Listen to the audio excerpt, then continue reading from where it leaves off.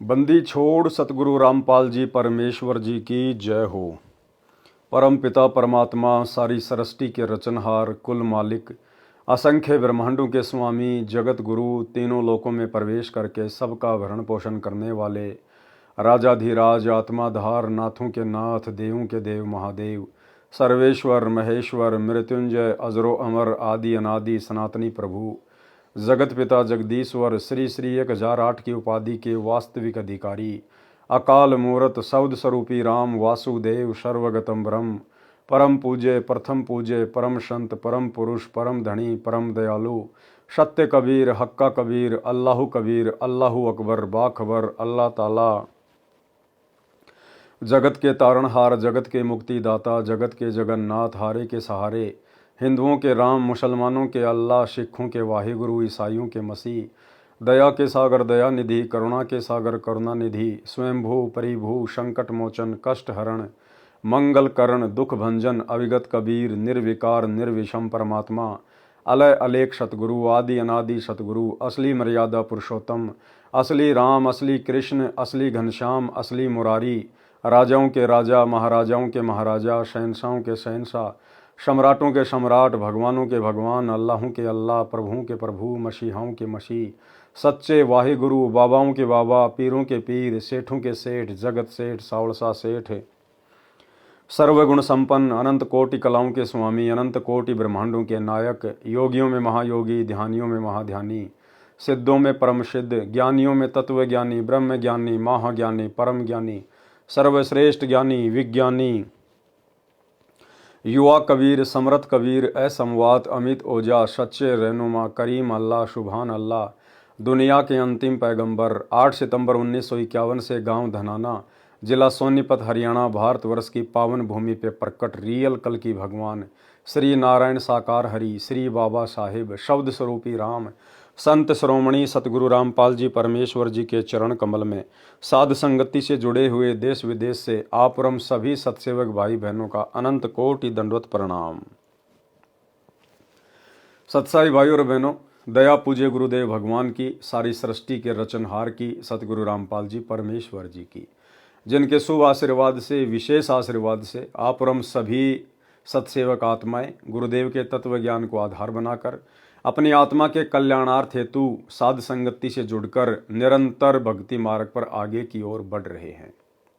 भाई और बहनों, पूज्य गुरुदेव जी की बहुत बड़ी मेहर बरस रही है जो हम आत्माओं को अध्यात्म से संबंधित नई नई जानकारियां उन्हीं के कर कमल से लिखित पवित्र पुस्तक मुक्ति बोध से प्राप्त हो रही हैं और जिसको पढ़कर सुनकर आप और हमारा विश्वास आसमान को छू रहा है और यही विश्वास एक दिन आप और हमें सतलोक के दर्शन करवाएगा, क्योंकि परमात्मा कहते हैं कहे कबीर सुनो भाई साधो मैं तो हूँ विश्वास में।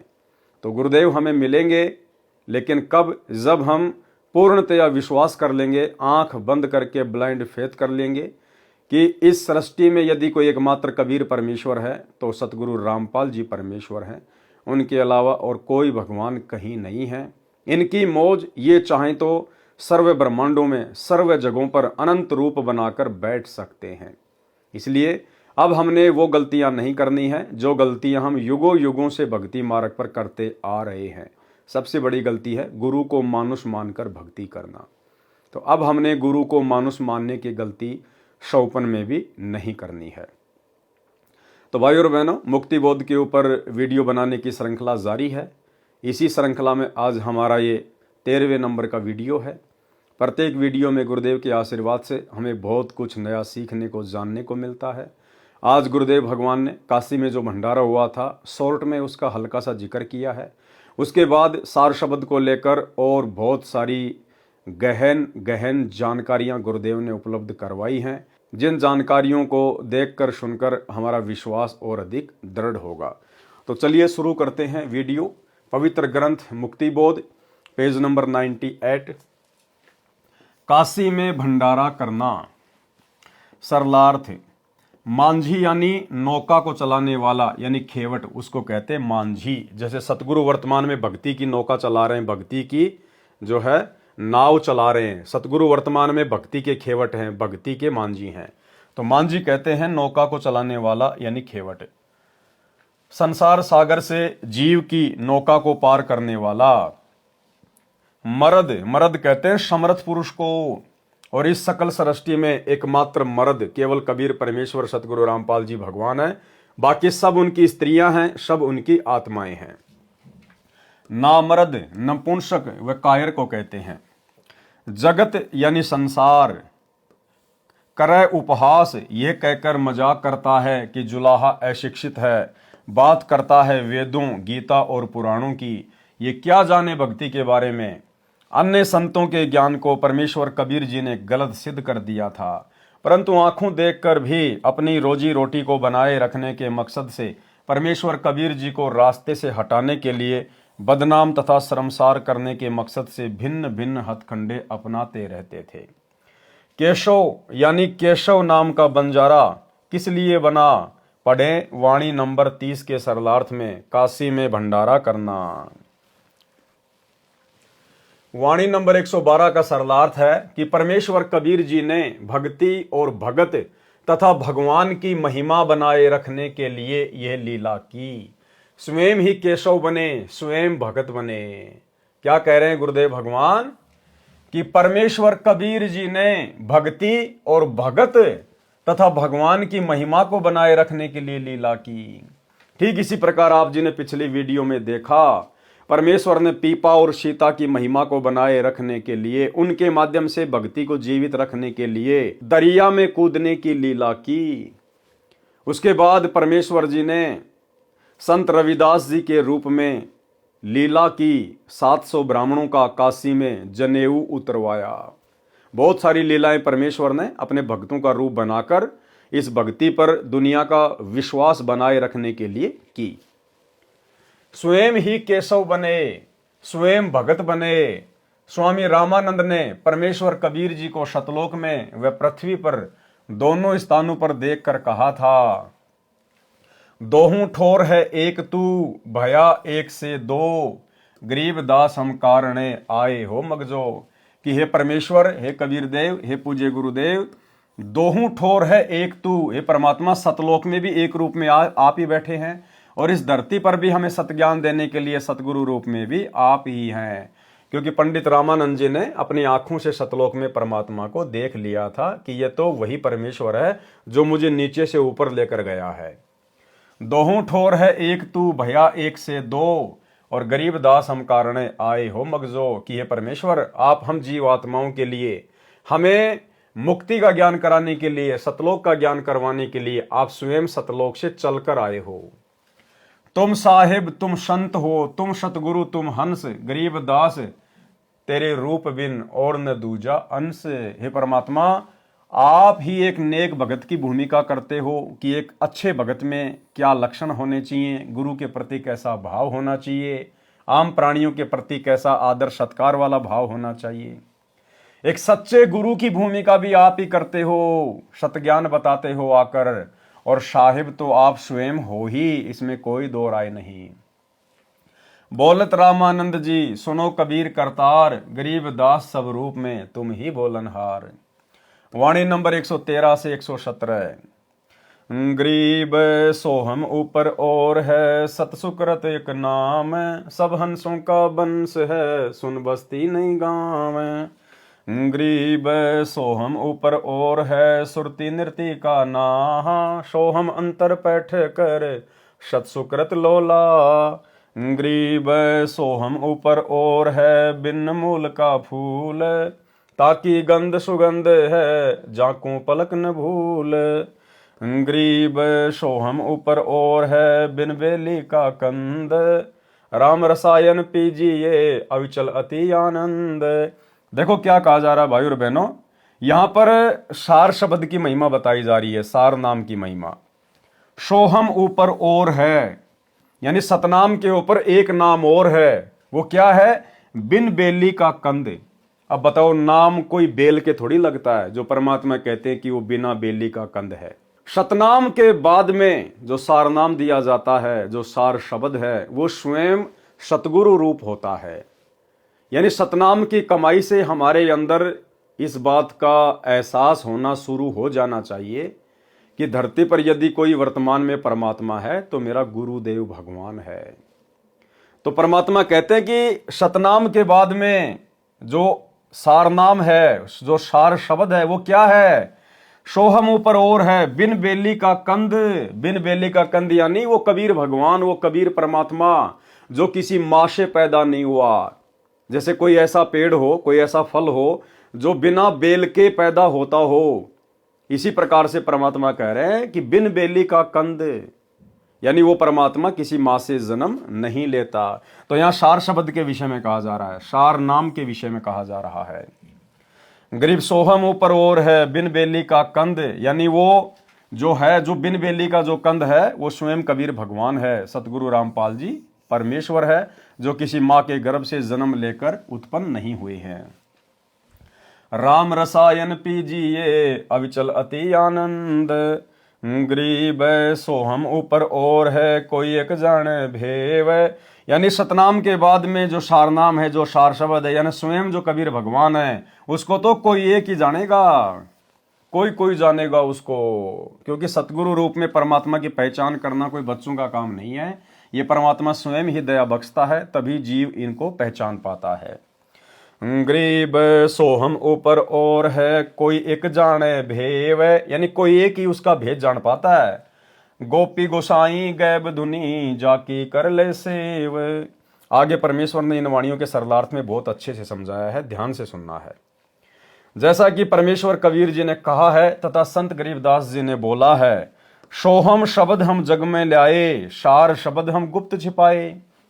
कबीर परमेश्वर ने कहा कि सोहम शब्द तो हम जग में ले आए, जो कि जाप करने का है, श्वास उश्वास का, और सार शब्द हमने गुप्त छुपाए। गुप्त क्यों छुपाए भाई? क्योंकि सार शब्द स्वयं ये कबीर भगवान है, सतगुरु रामपाल जी परमात्मा है। इसकी तो केवल पहचान करनी होती है, ये कोई सुमरण का नहीं है, ये कोई जाप करने का नहीं होता है। सोहम शब्द हम जग में लाए, सार शब्द हम गुप्त छुपाए। उसी का वर्णन इन अमृतवाणियों में है कि कुछ संत व गुरुजन परमेश्वर कबीर जी की वाणी से सोहम शब्द पढ़कर उसको अपने शिष्यों को जाप के लिए देते हैं। वे इस दिव्य मंत्र की दीक्षा देने के अधिकारी नहीं हैं, और सोहम का उपदेश यानी प्रचार करके फिर नाम देना संपूर्ण दीक्षा पद्धति नहीं है। अधूरा नाम है, मोक्ष नहीं हो सकता। सोहम नाम के ऊपर एक सत सुकृत यानी कल्याणकारक संपूर्ण मोक्ष मंत्र और है, यानी सोहम के बाद तो एक नाम और दिया जाएगा। वह सब हंसों यानी निर्मल भक्तों के वंश हैं, यानी अपना परंपरागत मंत्र है। क्या है वो मंत्र है जो मंत्र हम सतलोक में छोड़ के आ गए थे। तो सतलोक से क्या छोड़ के आए थे? अपने भगवान को छोड़ के आए थे। अरे सतलोक से अपने परमात्मा को छोड़ के आए थे, अपने गुरुदेव भगवान को छोड़ के आए थे काल के साथ में।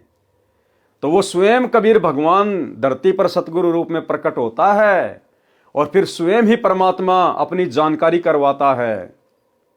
अच्छी नीयत वाले भगत को, मोक्ष के अधिकारी भगत को परमात्मा फिर ये आभास करवा देता है।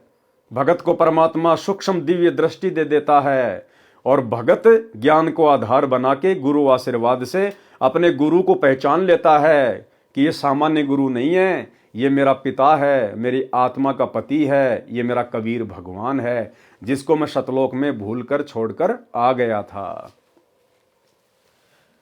सोहम नाम के ऊपर एक सुकृत यानी कल्याणकारक संपूर्ण मोक्ष मंत्र और है। वह सब हंसों यानी निर्मल भक्तों के वंश अपना परंपरागत मंत्र है, जिसे भूल जाने के कारण मोक्ष प्राप्त नहीं कर सकते। यदि ये मंत्र प्राप्त नहीं होता है तो उसको नहीं बस्ती नहीं गांव यानी कोई ठिकाना नहीं मिलता। अगर गुरु की परमात्मा के रूप में पहचान नहीं करी भगत ने, तो भाई वो ना घर का ना घाट का धोबी का कुत्ता बन के रह जाएगा। सतगुरु से उपदेश लेने के बाद भी चाहे कोई सा भी मंत्र क्यों ना मिल गया हो, वे घर के रहते न घाट के, यानी मोक्ष प्राप्त नहीं होता। किनको? जो अपने गुरु को ही परमात्मा नहीं मानते हैं उनको। आगे देखिए, सोहम से ऊपर जो कल्याणकारक सत सुकृत नाम है, उसका सुमरण सुरति नृति से होता है, यानी ध्यान से उसका जाप करना होता है। यह पॉइंट विशेषकर उन सभी भगत भाई बहनों के लिए है जो भगत भाई बहन वर्तमान में जल्दबाजी में, देखा देखी में, भेड़ चाल में गुरुदेव भगवान के 2014 बरवाला कांड के बाद जेल जाने के बाद जिन्होंने इन सतलोक आश्रमों में जा जाके 15,000 रुपए दे दे के या 15,000 रुपए का संकल्प कर करके जिन्होंने वो सार नाम ले लिया, वो 3 नाम का मंत्र ले लिया, ये उन भगत भाई बहनों के लिए बहुत विशेष पॉइंट है। क्या कह रहे हैं परमात्मा सार नाम के बारे में? सोहम से ऊपर जो कल्याणकारक सत्सुकृत नाम है उसका स्मरण सुरती नृत्य से होता है, यानी ध्यान से उसका जाप करना होता है। और जिनको सार नाम मिल गया वर्तमान में इन फर्जी सतलोक आश्रमों से, चंद पैसों के लालच में इन्होंने सार नाम को, जो कि फर्जी सार नाम गुरुदेव भगवान ने उस डीवीडी में जानबूझ के भक्तों की परीक्षा के लिए वो फर्जी सार नाम डाला, फर्जी सार नाम। और भगत उसको लेके अपने आप को धन्य समझ रहे हैं और दुर्गति सबकी ज्यों की त्यों है। परमात्मा कहते हैं उसका तो सुरती नृत्य से ध्यान से स्मरण होता है, चिंतन करना पड़ता उसका। वो मुंह से जाप नहीं किया जाता, श्वासों से जाप नहीं किया जाता। और यहां तो 3 मंत्र दिए गए उन भक्तों को और तीनों मंत्रों का वो जाप कर रहे हैं। परमात्मा क्या कह रहे हैं सार नाम के विषय में? तो गुरुदेव कहते हैं जो सार नाम है उसका सुमरण नहीं किया जाता, उसका स्मरण है। और उसका स्मरण कैसे किया जाता है? सुरती नृत्य से। सुरती नृत्य से होता है, यानी ध्यान से उसका जाप करना होता है। तो सबसे पहली बात तो संगत बेचारी सार नाम के नाम पर ठगी गई 2014 बरवाला कांड के बाद से, क्योंकि देखा देखी भेड़ चाल, ये परीक्षा का समय था। लोगों ने ना तो विश्वास किया अपने गुरुदेव भगवान पर, फिर क्यों भक्ति कर रहे थे भाई? जब आपको इतना ही विश्वास नहीं है कि हमारे गुरुजी कभी जेल से बाहर आएंगे, फिर क्यों भक्ति कर रहे हो? चलो तुमने नाम तो ले लिया इन फर्जी सतलोक आश्रमों से, क्या तुम्हारे को सतलोक भी ये लोग भेज देंगे कल को एरोप्लेन को बुक करके? अगर तुम्हारा गुरु जेल से नहीं आया तो तुम्हें सतलोक कौन भेजेगा फिर? तो भाई और बहनों ने अपने गुरुदेव भगवान पर विश्वास करना चाहिए था, अपने गुरुदेव का इसार जेल से बाहर आने का इंतजार करना चाहिए था। अरे ये परमात्मा सतलोक से चल के पृथ्वी पर आया है तो जेल में बैठने थोड़ी आया है। ये तो परमेश्वर का एक मिशन है, उनकी एक लीला है। जो गंदगी सतलोक आश्रमों में जमा हो चुकी थी, भक्तों की भीड़ के रूप में जो गंदगी जमा हो चुकी थी, परमात्मा उसकी छटनी करने के लिए इसार जेल में बैठे हैं। तो भक्तों ने विश्वास करना चाहिए था, इंतजार करना चाहिए था, जैसे हम सत्सेवक भाई बहन कर रहे हैं और ज्ञान आधार से अपनी भक्ति कर रहे हैं। तो पहली बात तो संगत सार नाम के नाम पे ठगी गई। उसके बाद सतलोक आश्रम मैनेजमेंट हरियाणा ने काल प्रेरणा से सार शब्द देना शुरू कर दिया, सार शब्द। और सार शब्द का क्या दिया इन्होंने? 3 मंत्र, ओम सोहम सत्य कबीरा, ओम सोहम सत्य कबीरा। और सब भाई बहन उसको जप रहे हैं, ओम सोहम सत्य कबीरा, ओम सोहम सत्य कबीरा। और 1-1 लाख रुपया ले लिया गया उस सार शब्द का, 1-1 लाख रुपया। अभी जो हिसार जेल से लेटेस्ट ऑडियो आई है 73 नंबर की, विशेष संदेश नंबर 73, उसमें परमेश्वर ने सार शब्द के बारे में बिल्कुल क्लियर कर दिया। भाई और बहनों, आपने एक चीज नोट की होगी, इससे आपको यह भी विश्वास होगा कि यह पवन दास अपनी तरफ से कुछ नहीं बोलता है। परमात्मा मुझे जो प्रेरणा करते हैं वही संदेशा दास आप जियों को देता है। और दास पिछले कई वर्षों से सार शब्द के बारे में यही बताता आया है कि सार शब्द कोई मंत्र नहीं है, सार शब्द कोई जाप करने का मंत्र नहीं है। सार शब्द तो खुद हमारा गुरुदेव भगवान है, खुद हमारा परमात्मा है सार शब्द। लेकिन किसी भी भाई बहन को विश्वास नहीं हुआ, मन में शंका कि नहीं इसको क्या पता, ये तो आश्रमों में भी नहीं जाता, गुरुजी ने इसको गुरुद्रोही घोषित कर रखा है। ठीक है भैया, गुरुदेव ने अपने मिशन के तहत मुझे गुरुद्रोही घोषित कर दिया, मेरा सौभाग्य। आश्रमों में मैं इसलिए नहीं जाता क्योंकि आश्रमों में काल बैठा हुआ है, लेकिन ज्ञान तो गुरुदेव भगवान का हमारे पास में है, वो तो बाहर है, स्वतंत्र है, ज्ञान को तो किसी ने बांध नहीं रखा। तो दास पिछले कई वर्षों से यही बात कहता आ रहा है कि सार शब्द के नाम पे धोखा मत खाओ। ये कंप्लीट जो दीक्षा होती है केवल 3 बार में पूरी होती है, जो कबीर सागर में लिखी हुई है। और चौथी बार में तुम लोगों को जो सार शब्द दिया जा रहा है, ओम सोहम सत्य कबीरा, ये काल प्रेरणा से तुम्हें ठगा जा रहा है, ये तुम्हारी परीक्षा है और तुम अपने विकेट पर विकेट गिरा रहे हो। ये कोई जाप करने का मंत्र नहीं होता। परमात्मा ने तो उस डीवीडी में जानबूझ के भक्तों की परीक्षा के लिए बोल बोल के वो मंत्र डाल दिए। अरे सार शब्द भी अगर भगत देंगे तो भगवान सतलोक से चलकर क्यों आया, किस लिए आया, फिर गुरु जी की जरूरत क्या पड़ गई भक्तों को। तो भाई और बहनों, अब 73 नंबर की विशेष संदेश वाली ऑडियो में गुरुदेव भगवान ने सार शब्द को लेकर बिल्कुल क्लियर कर दिया। इस नीच पवनदास का परमात्मा ने खुले शब्दों में समर्थन कर दिया। और गुरुदेव कह रहे हैं कि सार शब्द कोई जाप करने का मंत्र नहीं है, सार शब्द कोई मंत्र नहीं है। सुनिए ध्यान से, परमेश्वर प्रथम मंत्र, सतनाम, सारनाम और सार शब्द के बारे में क्या कह रहे हैं। भगत भाई बहनों की आंखें खुल जानी चाहिए इसको सुनने के बाद में, अन्यथा भाई और बहनों आंखें फिर फूटी पड़ी हैं। सुनिएगा। पहले तो प्रथम मंत्र ऐसा गजब का, उसके बाद आपको सतनाम दिया जाता है स्टेप बाय स्टेप। ये पहले वर्णित कर रखा था भगवान ने, सारी व्यवस्था कर रखी थी। अब आपको 5-6 साल का मौका दिया जाता है श्वास उश्वास का खूब श्रवण करा करो। हम सार नाम जब देते हैं ताकि तुम दृढ़ हो जाओ और ये फिर बर्बाद ना कर लो। मोक्ष होगा सतनाम से, यानी मोक्ष का मतलब है कि यहां से पीछा छुटेगा सतनाम तय। और सार नाम तो भगवान का है, एक बेट मजा बिठाओगा तुमने वहां पर यहां से आपका झंझट मिटा जब बात ऊपर चल लेंगे। तो सांस का सुमन करा करो खूब डट के, और सार नाम मिलने पास फिर उसकी रगड़ ला दे। तो 3 मंत्र के बारे में गुरुदेव ने बता दिया कि सबसे पहले आपको प्रथम मंत्र दिया जाता है, उसके बाद आपको शतनाम दिया जाता है, और शतनाम के बाद आपको 4-5 साल का समय दिया जाता है कि जम के इसका सुमरण करो, मर्यादा में रह के। उसके बाद फिर आपको सारनाम दिया जाएगा, और सारनाम तो उस समय दिया जाएगा जब आपके सारे झंझट समाप्त हो जाएंगे। सारे झंझट का मतलब है काम, क्रोध, लोभ, मोह, अहंकार, राग, द्वेष, ईर्ष्या, छल, कपट। तो ये तो ज्यों का त्यों भरा पड़ा है आज भक्तों में। जिन जिन भक्तों ने सतलोक आश्रमों से सार नाम ले लिया है, सबसे ज्यादा राग, द्वेष, ईर्ष्या, काम, क्रोध, लोभ, मोह, अहंकार यदि किसी में है तो उन सार नाम और सार शब्द प्राप्त भक्तों के अंदर है। तो कहां से उनकी सुरती आगे बढ़ेगी, कहां पे वो भक्ति मार्ग पे दृढ़ हो पाएंगे। तो 3 बार की दीक्षा के बारे में गुरुदेव ने बता दिया। अब आगे गुरुदेव जिक्र कर रहे हैं सार शब्द का। जिस सार शब्द के नाम पे गुरुदेव के कलयुगी परिवार ने आप भाई बहनों को 1-1 लाख रुपए के चक्कर में काल प्रेरणा से मूर्ख बना दिया है, आपकी तमाम मर्यादाएं खंडित करवा दी गई हैं, आप भाई बहनों को गुरुदेव भगवान की नजरों में नीचे गिरा दिया गया है। अब सार शब्द के बारे में क्या कह रहे हैं गुरुदेव। सार शब्द कोई मंत्र नहीं है जिसका तुम लोग जाप करने में लगे हुए हो। क्या कह रहे हैं, ध्यान से सुनिए। उसके बाद चौथा कोई मंत्र नहीं देते हम, दीक्षा नहीं है चौथा। उसके बाद चौथा कोई मंत्र नहीं देते हम, दीक्षा नहीं है चौथा। उसके बाद चौथा कोई मंत्र नहीं देते हम, दीक्षा नहीं है चौथा।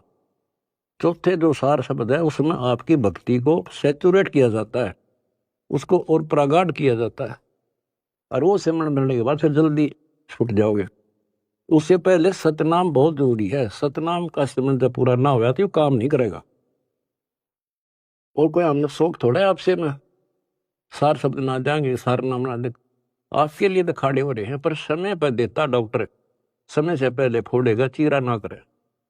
तो मरीज कुछ भी कहता रहे, उस डॉक्टर ने अपने हिसाब से चलना होता है।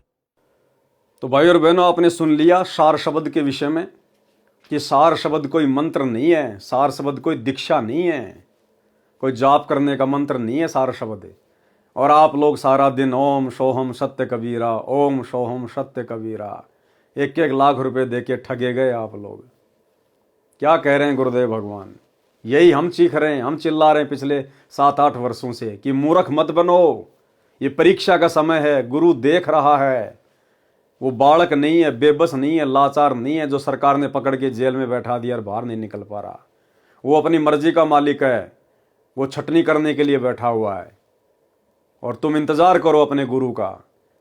लेकिन सत्सेवक भाई बहनों को छोड़कर किसी ने इंतजार नहीं किया, और ठोकरों पे ठोकर खा गए, ठोकरों पे ठोकर। तो जप लो, क्या मिलेगा उसको जपने से? कुछ नहीं मिलेगा, टट्टू भी नहीं मिलेगा, टट्टू भी। तो आगे क्या कह रहे हैं गुरुदेव भगवान? सोहम से ऊपर जो कल्याणकारक सत सुकृत नाम है, उसका स्मरण सुरति नृति से होता है। अब स्मरण हमें गुरुदेव भगवान का करना है, परमात्मा के जो गुण हैं उनका करना है। गुरुदेव भगवान ने जो हमारे विषय विकारों को मिटाया है, उसके प्रति हमने गुरु की महिमा करनी है, हमने गुरुदेव भगवान की महिमा करनी है, चिंतन करना है कि परमात्मा कैसे दया करी आपने। पल पल भगत अपने गुरु को याद रखे, उसके गुणों को याद रखे, अपने गुरु के द्वारा किए गए उपकार को याद रखे, गुरु का बारंबार जो है धन्यवाद करे। उसको कहते हैं सुरति नृति से सुमरण करना। वो है सार शब्द, यानी सार शब्द यानी संपूर्ण रहस्य, फुल पावर शब्द। हम हैं शब्द, शब्द हम माही, हमसे भिन्न और कछु नहीं। ये है वो सार शब्द। शब्द यानी शक्ति, परमात्मा कुछ भी कर सकता है, इनसे ऊपर कोई नहीं। तो सार शब्द का मतलब होता है अपने गुरुदेव भगवान के गुणों का चिंतन करना, उनके द्वारा किए गए जो उपकार हैं उनको याद करना, गुरु का धन्यवाद करना, पल पल अपने गुरु जी को याद रखना, उनके अलावा अपने दिमाग को कहीं भी नहीं भटकने देना। उसको कहते हैं सार शब्द का स्मरण करना, सुरति नृति से, ध्यान से। और तुम क्या जाप कर रहे हो, परमात्मा क्या बता रहे हैं? और 73 नंबर की इस ऑडियो में आपने सुन लिया, गुरुदेव ने बिल्कुल क्लियर कर दिया कि सार शब्द कोई मंत्र नहीं है, कोई दीक्षा नहीं दी जाती। और आप लोग क्या कर रहे हो? तो भाई और बहनों, अभी भी समय है, साथ संगति से जुड़ जाओ, वरना जो गलतियां आप सतलोक आश्रमों से जुड़े हुए भाई बहनों ने कर डाली है, माफी नहीं है इन गलतियों की, माफी। आपने अपने गुरु भगवान पर अविश्वास प्रकट कर दिया, आपने उनका इंतजार नहीं किया। ये गलती क्षमा योग्य नहीं है। मौका है, गुरुदेव से नाग रगड़ के समय याचना करके साथ संगति के वीडियो देखना शुरू कर दो। सोहम से ऊपर जो कल्याणकारक सत सुकृत नाम है, उसका स्मरण सुरति नृति से होता है, यानी ध्यान से उसका जाप करना होता है। सोहम नाम का जाप करते करते उस सार शब्द का भी जाप ध्यान से करना होता है। उसमें लो यानी लगन लगा। लगन किस में लगेगी? अपने गुरु में लगेगी, अपने परमात्मा में लगेगी। जो सार शब्द है वह सत्य पुरुष जी का जाप है। किसका जाप है? सत्य पुरुष का जाप है। जो सार शब्द है वह सत्य पुरुष जी का जाप है। उस परमेश्वर के कोई माता पिता नहीं है। अब देखो, बात चल रही है सार शब्द की, और क्या कहा जा रहा है? उस परमेश्वर के कोई माता पिता नहीं है। तो क्या हुआ सार शब्द? सार शब्द का मतलब वो परमेश्वर, वो परमात्मा, वो गुरुदेव भगवान, जिसका कोई माता पिता नहीं है। कौन हुआ सार शब्द? स्वयं गुरुदेव भगवान। ध्यान से पढ़ो। जो सार शब्द है वह सत्य पुरुष जी का जाप है।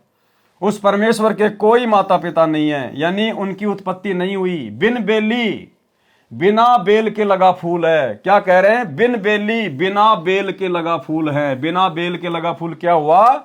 जिसके कोई माता पिता नहीं है, जिसको किसी ने पैदा नहीं किया हो, उसको कहते हैं बिन बेली, बिना बेल के लगा हुआ फूल। ये किसके विषय में बात हो रही है? सार शब्द के विषय में। क्योंकि आपने जस्ट पहले क्या पढ़ा? देखो, मालिक ने यहां लिखा हुआ है ना, गरीब सोहम ऊपर और है, बिन बेली का कंद। ये किसके बारे में हो रही है बात? सोहम ऊपर और है, यानी सतनाम के बाद में जो सार शब्द दिया जाएगा वो है बिन बेली का कंद। तो कौन है वो बिन बेली का कंद? कोई मंत्र नहीं है, स्वयं गुरुदेव भगवान है। और यहां भी वही बात हो रही है, यानी उनकी उत्पत्ति नहीं हुई। बिन बेली, बिना बेल के लगा हुआ फूल है, अर्थात स्वयंभू परमात्मा कबीर जी हैं। हो गया क्लियर? अर्थात स्वयंभू परमात्मा कबीर जी हैं। बात किसकी चल रही है? सार शब्द की। तो कौन है सार शब्द? स्वयं हमारे गुरुदेव भगवान। उसके सुमरण से अच्छा परिणाम मिलेगा, यानी सतलोक में उठ रही सुगंध आएगी। उस परमात्मा के सार शब्द को तथा उस मालिक को पलक भी ना भूलना, वही आपका उपकार करेंगे। वाणी नंबर 116 का सरलार्थ, वाणी नंबर 115 वाला ही सरलार्थ है। इसमें फूल के स्थान पर मेवा कहा है, कंद। उस परमेश्वर वाली इस सत्य भक्ति रूपी रसायन जड़ी बूटी पीजिए, यानी श्रद्धा से सुमरण कीजिए।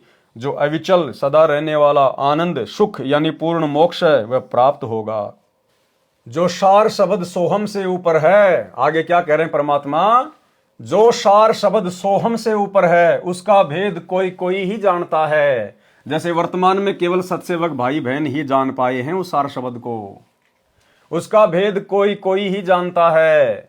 गुप्त यानी अव्यक्त, गोसाई परमात्मा, गैब धुनी यानी उस जाप से स्मरण की आवाज बनती है, उसे धुन कहा है। उस मंत्र की सेव यानी पूजा करो। तो पूजा किसकी की जाती है? अपने गुरुदेव भगवान की जाती है। भाई पूजा किसकी करोगे? देव की करोगे ना। तो सबसे बड़ा देव कौन? अपना गुरु, देवों का देव महादेव। तो यहाँ क्या कहा जा रहा है? उस मंत्र की सेव यानी पूजा कर। तो पूजा तो भाई अपने गुरुदेव भगवान की करते हैं हम। वाणी नंबर 118।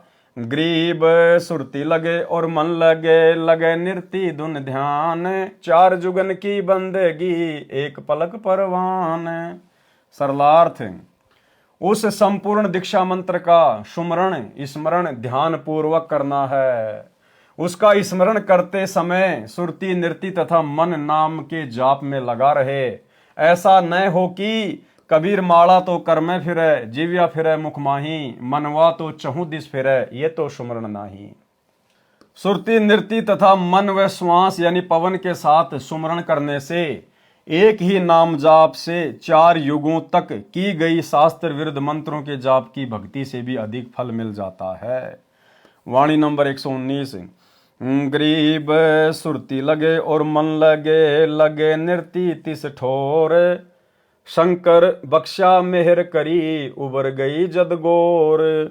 सरलार्थ, उपरोक्त विधि से स्मरण करना उचित है। उदाहरण बताया है कि जैसे शंकर भगवान ने कृपया करके पार्वती जी को गुप्त मंत्र बताया, जो प्रथम मंत्र ये दास रामपाल दास देता है, जो शास्त्रोक्त नाम है, और देवी जी ने उस स्मरण को ध्यानपूर्वक किया तो तुरंत लाभ मिला।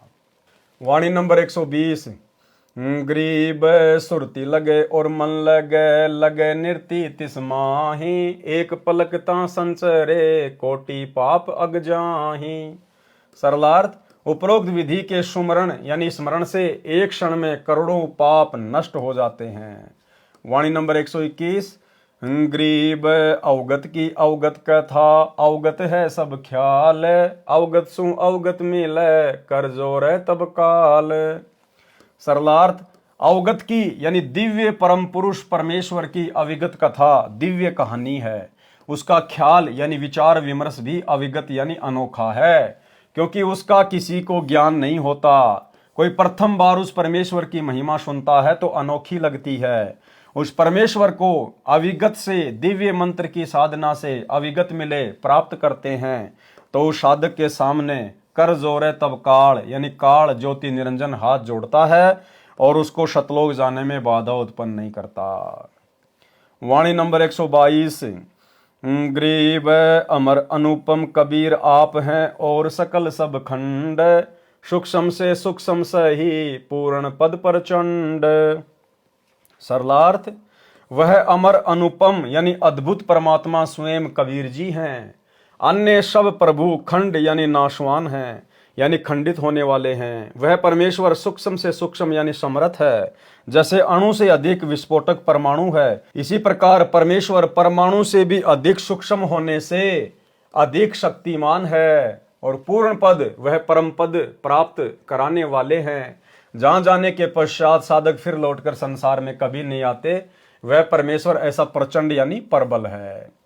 राग प्रभाती से शब्द नंबर 8। कोई जन जानेगा भेव, शाख नहीं वह तो मूल है। यानी वो कबीर परमात्मा कोई शाखा नहीं है, वो तो भक्ति का मूल है। मूल जो अविनाशी है, अखंड है, जड़ है।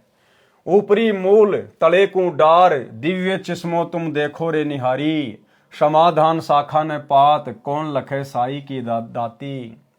राता पीरा है आकाश, दमकू खोजो महतत बास, महतत में एक मूर्ति ऐन, मुरली मधुर बजावे बैन। अक्षय वृष अस्तान हमार, खेलो हंसा अधिक आधार। यानी सतलोक की बातें कर रहे हैं परमात्मा, वहां कितने सुख हैं। कोटिक ब्रह्मा धरते ध्यान, कोटिक शंभु है सुरज्ञान, नारद विष्णु रटते शेष, कोई न जाने सतगुरु उपदेश। सनक सनंदन है ल्योलीन, यानी सनक और सनंदन जो ब्रह्मा जी के 4 पुत्र हैं, वो भी उस परमात्मा की प्राप्ति में लगे हुए हैं। सनक सनंदन है ल्योलीन, ध्यान धरे सतगुरु दुर्बीन। जनक विदेही और सुखदेव, गोरख दत्त करत हैं सेव। कोटि कला त्रिवेणी तीर, दास गरीब भजी अवगत कबीर। वाणी नंबर 123। गरीब अदम उदाहरण भक्ति है, अदम उदाहरण नाम। अदम उदारक संत है, जिनकी मैं बलि जाऊं। सरलार्थ, संत गरीबदास जी ने बताया है कि जो शास्त्र अनुकूल भक्ति है उससे अधम यानी नीच अपराधी व्यक्ति का भी उद्धार हो जाता है। अधम उद्धारक भक्ति है सतगुरु रामपाल जी परमेश्वर जी की। इसलिए वह शास्त्र अनुकूल सतनाम वास्तविक नाम की साधना अधम उदाहरण नीचों का भी उद्धार करने वाली है। जो शास्त्र विधि अनुसार सत्य मंत्रों की भक्ति करने को कहते हैं वे संत भी अधम उद्धारक हैं, यानी पापियों का उद्धार करने वाले हैं, जिनकी मैं बलिहारी जाऊं, यानी उनका बार बार धन्यवाद करूं। किसका? सतगुरुदेव भगवान का। वाणी नंबर 124। गरीब गजगणिका और भिलैनी, सबरी प्रेम सहेत। केते पतित उधारिया, सतगुरु गावे नेत। सरलार्थ, पूर्व जन्म तथा वर्तमान जन्म में की गई भक्ति की शक्ति से परमात्मा ने अनेकों की सहायता की। जैसे गज यानी हाथी और मगरमच्छ के युद्ध में हाथी को बचाया, एक वैश्या यानी गणिका को ज्ञान समझाकर शरण में लेकर उसका उद्धार किया, सबरी यानी भिलनी का उद्धार भी पूर्व जन्म के संस्कार से हुआ। अब भाई और बहनों बताओ, भिलनी का जो कि त्रेता युग में थी, अब भिलनी की कथा तो श्री रामचंद्र जी के साथ में जुड़ी हुई है। यहां परमेश्वर ने अपने ग्रंथ में जिक्र किया है कि परमात्मा के साथ में जुड़ी हुई है। इसका मतलब त्रेता युग में श्री रामचंद्र जी के रूप में जिसने भिलनी के झूठे बेर खाए थे वो दशरथ पुत्र श्री रामचंद्र जी नहीं थे, वो तो राजा थे भाई। उनमें तो अहंकार होता है, मान बढ़ाई होती है, वो किसी की जूठन खाने वालों में से नहीं थे। वो रामचंद्र जी का रूप बनाकर उस समय अपनी भगत के लिए, अपनी आत्मा के लिए यही कबीर परमात्मा सतगुरु रामपाल जी भगवान गए थे। सबरी यानी भिलनी का उद्धार भी पूर्व जन्म के संस्कार से हुआ। ऐसे ऐसे कितने पतित यानी पापियों का उद्धार किया। सतगुरु जी बताते हैं कि नेति यानी न इति, कोई अंत नहीं, इतने पापियों को पार किया। तो जो भक्ति करेगा वह किसी न किसी जन्म में पार हो जाएगा। अब देखो, सारे खेल भाई और बहनों ये परमात्मा ही खेलता है। आज से पहले हम जितने भी देवी देवताओं की, ब्रह्मा विष्णु महेश की, राम और श्री कृष्ण जी की जो कथाएं सुन रहे हैं, उन्होंने उसका उद्धार कर दिया, उसका उद्धार कर दिया। ये केवल मार पीट सकते हैं, ये केवल संहार कर सकते हैं, ये अपने कर्म खराब करके यहां से जा सकते हैं। ये किसी का उद्धार नहीं कर सकते, क्योंकि इनका खुद का उद्धार नहीं है। इनके खुद के पास में अदम उद्धारक भक्ति नहीं है। ये दूसरों का उद्धार कहां से कर देंगे? तो इनके रूप में जितनी भी अद्भुत लीलाएं की, अपनी आत्माओं को पार करने की, भक्ति पर लगाने की, स्वयं कबीर परमेश्वर जी ने ही की। एक शब्द है गुरुदेव भगवान का, संतों की महिमा अपरंपार, पूर्ण ब्रह्म मिले करतार। इस शब्द में उन सभी महान महान आत्माओं का जिक्र है, बड़े बड़े परम भक्तों का जिक्र है। इससे हमें भली भांति समझ में आ जाएगा कि भले कोई श्री कृष्ण जी की भक्ति करता था, भले कोई श्री रामचंद्र जी की भक्ति करता था, भले कोई ब्रह्मा विष्णु महेश को पूजता था, आज जिन जिन भक्तों के, भक्तमतियों के नाम हैं, उन सबको उनके इष्ट रूप में, जिसको भी वो अपना पूज्य देव मानते थे, राम कृष्ण ब्रह्मा विष्णु महेश, उन देवी देवताओं के रूप में इसी कबीर परमेश्वर सतगुरु रामपाल जी भगवान ने ही जाकर उनकी मदद की, उनकी महिमा बनाई और उनको भक्ति के योग्य बनाया, मोक्ष के योग्य बनाया। इस शब्द से हमें सब समझ में आएगा। संतों की महिमा अपरंपार, पूर्ण ब्रह्म मिले करतार। संतों की महिमा अपरंपार, पूर्ण ब्रह्म मिले करतार। संतों की महिमा अपरंपार, पूर्ण ब्रह्म मिले करतार। यानी जिन भी आत्माओं को भक्ति के लिए जो मिला है वो पूर्ण ब्रह्म करतार मिला है। कबीर भगवान सतगुरु रामपाल जी ही उन आत्माओं को मिले हैं। आज मारे आए संत सुजान, तन मन धन वारू वारूंगी प्राण, आज मारे आए संत सुजान, तन मन धन वारूंगी प्राण। आज हमारे आए संत सुजान, आज स्वयं वो कबीर परमात्मा संत रूप धारण करके, सतगुरु रूप धारण करके पृथ्वी पर आ चुके हैं, हमारे घर में प्रकट हो चुके हैं, क्योंकि हमने घर में उनका दरबार लगा दिया।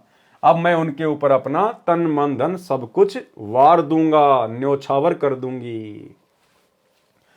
चरण कमल रज डारो शीस, मानो आप मिले जगदीश। चरण कमल रज डारो शीस, मानो आप मिले जगदीश। कि मैं उनके चरणों की रज, उनके चरणों की धूल अपने शीश पर डालूंगा। मेरे लिए तो परमात्मा ही आ गए, मानो आप मिले जगदीश। स्वयं कबीर भगवान ही उतरकर धरती पर सतगुरु रूप में आ गए। संतों की महिमा कही न जाए, 68 तीर्थ चरणों पाए। संतों की महिमा कही न जाए, 68 तीर्थ चरणों पाए। कि ऐसे महान संतों की हम क्या महिमा करें, कैसे उनका गुणगान करें। 68 तीर्थों का फल घर बैठे बैठे उनके चरणों में प्राप्त हो गया, उनकी भक्ति में प्राप्त हो गया। संतों की महिमा अपरम पार, पूर्ण ब्रह्म मिले करतार। संतों की महिमा अगम अगाध, संतों की महिमा बहुत आगे की है, समुद्र जैसी अथाह है, गहरी है, कोई उनका वारन पार नहीं है।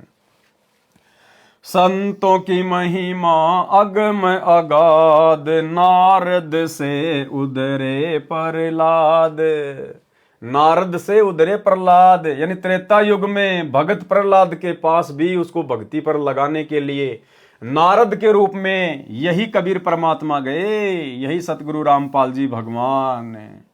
क्योंकि भक्ति के लिए तो जो भी कुछ कर सकता है यही परमात्मा कर सकता है। तो भगत प्रहलाद जी के पास में नारद का रूप बनाकर कौन गए? कबीर परमात्मा सतगुरु रामपाल जी भगवान। और महिमा बन गई श्री विष्णु जी की, नारद जी की। कोई बात नहीं, आज हमें सच्चाई का पता चल जाएगा। आज उन सब की महिमा फीकी पड़ जाएगी और एकमात्र पूरे विश्व में, पूरे ब्रह्मांड में, तीनों लोकों में गुरुदेव भगवान की महिमा चलेगी। धुरु भेटे नारद निर्बान, अमरपुरी पर रचे विमान। धुरु को भी यही कबीर परमात्मा सतगुरु रामपाल जी भगवान मिले थे। जब धुरु तपस्या करने के लिए जंगल में जा रहा था तो नारद का रूप बनाकर यही कबीर परमेश्वर सतगुरु रामपाल जी भगवान मिले और धुरु को अपना शिष्य बनाया। और उसके बाद अमरपुरी पर रचे विमान, धुरु के लिए परमात्मा ने अलग से नगरी की रचना कर दी, धुरुपुरी की। संतों की महिमा अपरम पार, पूर्ण ब्रह्म मिले करतार। कि हमारा सौभाग्य जो संत रूप में हमें पूर्ण ब्रह्म करतार मिल गया, सारी सृष्टि का मालिक कबीर भगवान मिल गया। संतों की महिमा अगम अगाध, बूढ़ंत राखे गज गिरहा।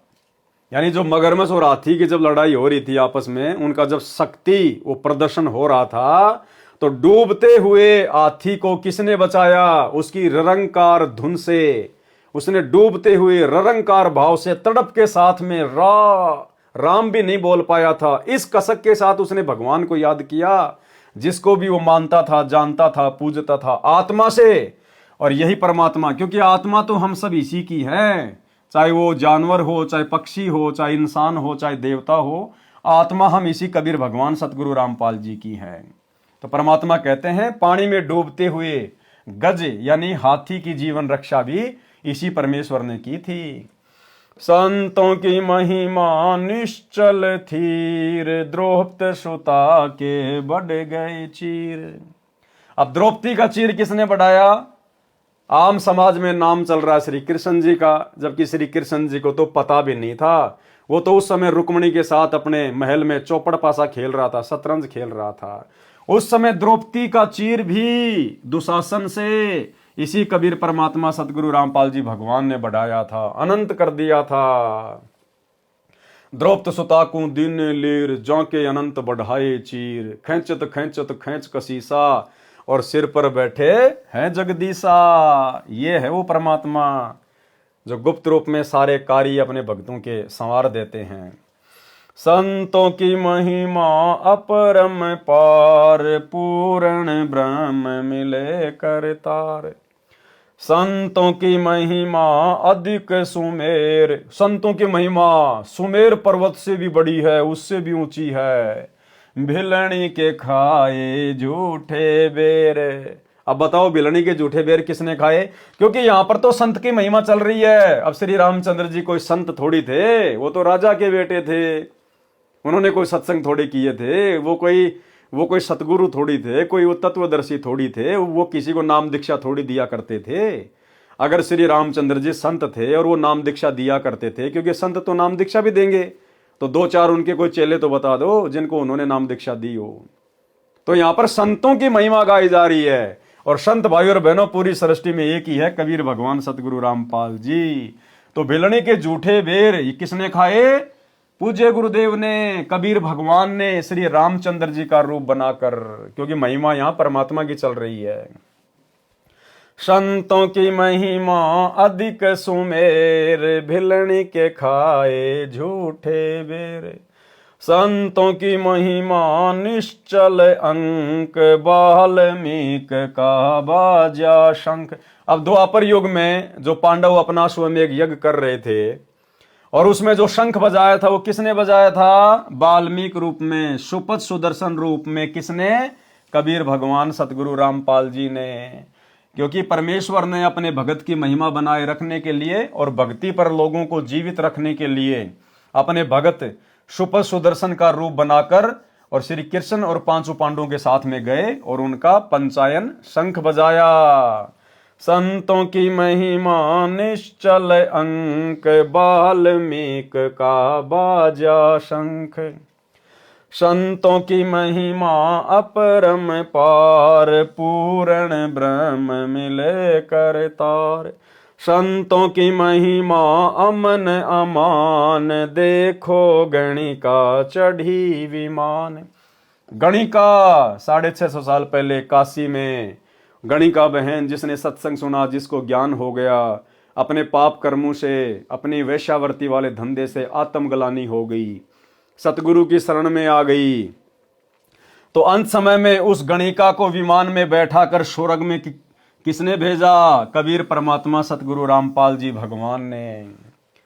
चमरा जुल्हा तर गए और छिपा नाई रे, गणिका चढ़ी विमान में सुरगापुर धाई रे। परमात्मा ने उसको बारंबार मां के गर्भ में नरक में नहीं आने दिया। परमेश्वर ने उस आत्मा को डायरेक्ट स्वर्ग में भेज दिया इस कलयुग की पिछली पीढ़ी तक। अब परमेश्वर उसको जन्म देंगे या दे दिया होगा। आप और हम निकम्मे थे जो बार बार मां के गर्भ से आ रहे हैं। काशीपुरी कबीर कमाल, गए भी बालद आई रसाल। काशी में जो भंडारा हुआ था, भंडारा किसने किया? वो बालद कहां से आई थी? 9 लाख बोडी भरी विशंबर दिया कबीर भंडारा। उस भंडारे को किसने सफल किया था? कबीर परमात्मा सतगुरु रामपाल जी भगवान ने। क्योंकि संतों की महिमा चल रही है। संतों की महिमा अपरम पार, पूर्ण ब्रह्म मिले करतार। कि संतों की महिमा क्या कहें, अपरंपार है, समुद्र जैसी अगाध अथाह है। आज हमें स्वयं वो भगवान मिल गया, वो संत मिल गया, पूर्ण संत मिल गया सतगुरु रूप में। दिया भंडारा जन रैदास, कनक जनेऊ पद प्रकाश। अब देखो, कल बात चल रही थी, कल के वीडियो में यही तो रविदास जी वाला मैटर था कि रविदास जी ने 700 ब्राह्मणों का रूप बनाया, 700 ब्राह्मणों का जनेऊ उतरवाया।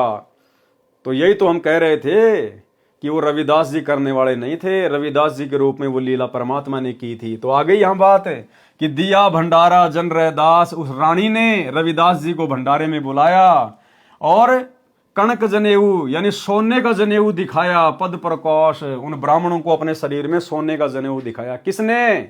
महिमा किसकी चल रही है? परम संत की।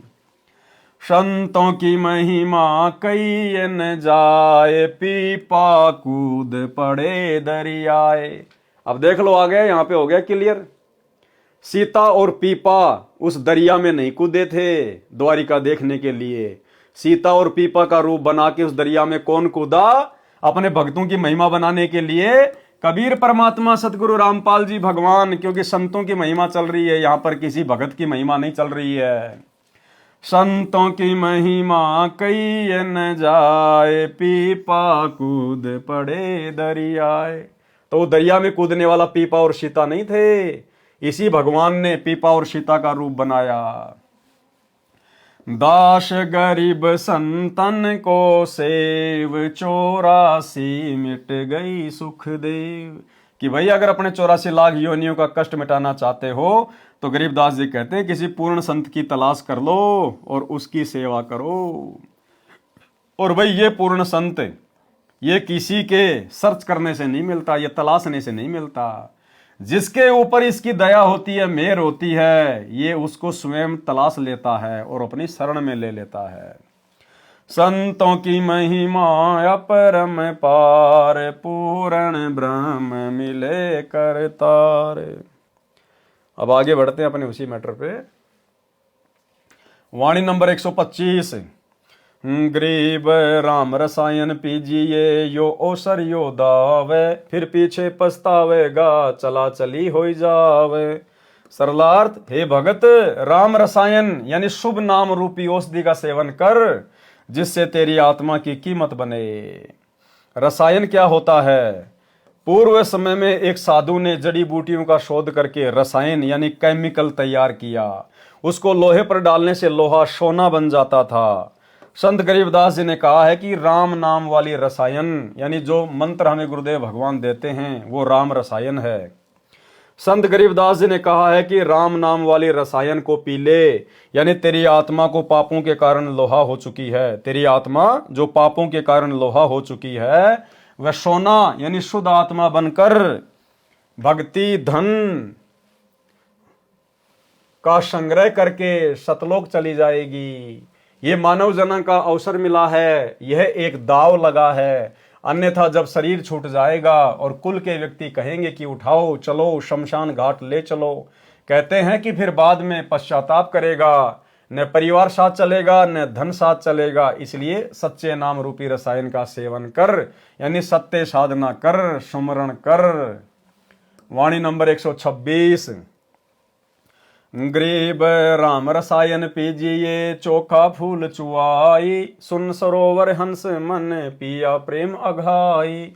सरलार्थ, राम नाम वाली बूटी यानी औषधि जो आत्मा को बहुमूल्य बनाती है उसको पी यानी भक्ति कर। इतनी भक्ति कर कि चोखा फूल चुआई यानी भक्ति रूपी फूल को खिला, अर्थात अधिक से अधिक भक्ति करके महिमा बना। जिन साधकों ने राम नाम की रसायन अगाई यानी छिक छिक कर पिया है, यानी अधिक से अधिक भक्ति की है, सुन सरोवर में अर्थात ऊपर आकाश में बने सतलोक रूपी सरोवर में मन रूपी हंस आनंद से उसमें मोक्ष रूपी मोती सेवन करता है, सुखी रहता है, यानी आत्मा का मोक्ष हो जाएगा। वाणी नंबर 127। गरीब कहता दास गरीब है, बांदी जाम गुलाम, तुम हो तैसी कीजिए भक्ति हिरंबर नाम। सरलार्थ, संत गरीबदास जी ने कहा है कि मैं बांदी जाम गुलाम यानी अति अधीन व नम्र भाव से कह रहा हूं। जैसे गुलाम अपने मालिक से कहता है, ऐसे तुम मालिक के बच्चे हो, उसी भाव से तुमको कह रहा हूं कि भक्ति करो, अपना कल्याण कराओ। ये मानव जन्म बार बार नहीं मिलता, तुमसे जितनी भक्ति हो सके उतनी अवश्य करियो।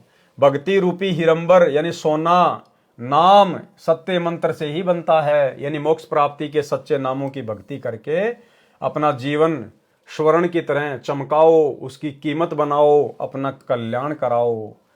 स्वामी रामदेवानंद गुरु महाराज जी की असीम कृपा से सुमरण के अंक का सरलार्थ संपूर्ण हुआ। सत साहेब यानी यह गुरुदेव भगवान अपने गुरु को महत्व दे रहे हैं, क्योंकि ये जो भक्ति है ये गुरु को सबसे आगे रखकर ही सफल होगी। इसलिए पूज्य गुरुदेव आप और हमें शिक्षा दे रहे हैं, अन्यथा ये तो स्वयं गुरुओं के गुरु हैं, जगत गुरु हैं, इनका कोई गुरु नहीं है। ये स्वामी राम देवानंद जी तो केवल मुंह बोले गुरु हैं, दिखावे के गुरु। असली गुरु तो स्वयं जगत गुरु सतगुरु रामपाल जी भगवान हैं। आप और हमें शिक्षा दे रहे हैं कि जिस प्रकार मैं आपको सिखा रहा हूं एक भगत की भूमिका में कि गुरु को सबसे आगे रख कर चलना चाहिए, गुरु को राखिए शीश पर, चलिए आज्ञा माही, कहे कबीर उस भगत को, तीन लोक भय नाही। तो हमने भी अपने गुरुदेव को ही सर्वप्रथम आगे रख के चलना है। अथ विरह चेतावनी के अंक का सरलार्थ। सारांश, संत गरीबदास जी ने मानव शरीर प्राप्त प्राणियों को काल ब्रह्म के लोक की भूल भुलैया बताई है तथा मानव जन्म की सार्थकता किस कार्य में है यह भी बताया है।